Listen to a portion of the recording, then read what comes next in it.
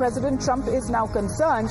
Now, the question to India, when the issue was raised, Donald Trump says that they lost a client, India. They, I guess, is Russia. That they lost a client, India, which was doing about 40% of the oil, and China doing a lot. And if I did secondary tariff, then it would be devastating. If I have to, I will. Maybe I won't have to. So as Shinjoy said, not the most predictable presidents that we have seen. Mr. Goel, what is your understanding? Because as far as an adversary China is concerned, he seems to have extended the halt, but not for friend India. That is exactly what I said, and therefore we should not go by what happens in Alaska to know the impact on whether we can buy oil or tariffs for India, etc. That's entirely a different matter. And therefore, I think what I was going to say is that we have to let the USA know that tariff cannot be used as a leverage against India. We have told them, but I think even in terms of the foreign policy behavior, it would be appropriate to build alternatives and options so that we do not think, or they do not think, that all our eggs are in the USA basket. Trump, when he thinks that people are dependent on him, he begins to take advantage. I think we need to be careful. Just one more thing I wanted to say. Yes. Putin has made it sufficiently clear in his statement. And he said, we want global peace. And he said it depends on the Ukraine. Putin has been able to push his agenda in the meeting and make it very clear that what happens in terms of ceasefire and peace in Ukraine will depend on Ukraine, not just entirely on Russia.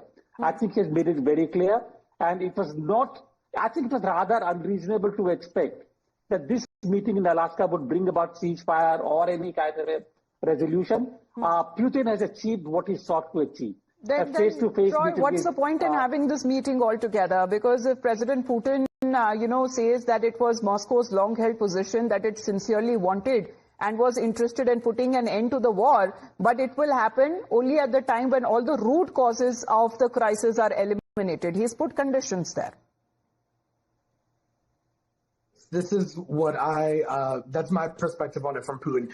Putin attended the meeting today in Alaska for PR purposes. He attended the meeting so Russia would not receive any more sanctions. He attended the meeting and basically tried to appeal with humor and jokes about former President Biden to President Trump.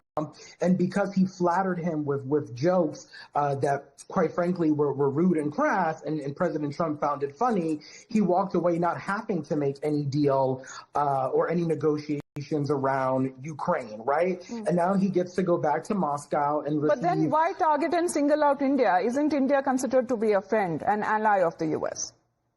Yes, India is a friend. And I believe that our American government and American citizens want to have a positive relationship with India. But I think that also depends on our president and his advisors. And what is clear is that there is not a clear decision process, right? The decision process is however President Trump feels in that moment or that day. There's not a particular policy process, and his advisors go along with it. So whatever he feels for that day, whatever Putin says, if Trump agrees with it, so goes, the White House and the rest of the Trump administration. So who really does have the upper hand here? Because as far as this meeting is concerned, there hasn't been any outcome that we are looking at of a possible ceasefire or even a pause. However, will there be a next round of meeting possibly in Moscow? Well, there is still no clarity on that. But let's put out pictures that came in of that handshake, because lots being talked about as far as